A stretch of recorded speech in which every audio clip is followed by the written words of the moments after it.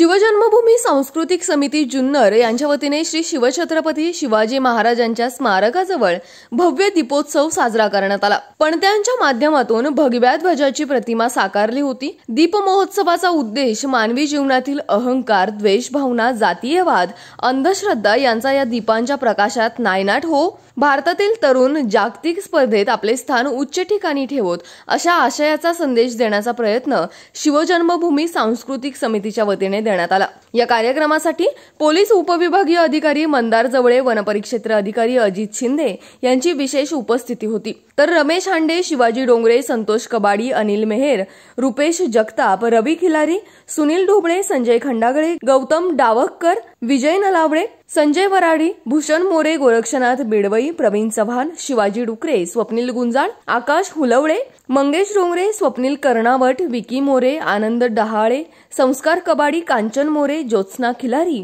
नीलम जगताप, वेदांत कबाडी, पवन गाडेकर, धर्मेंद्र कोरे, नितीन गाजरे, कडलाक sir, Arun More, Chetan Borade यांच्यासह अनेक मान्यवर उपस्थित होते।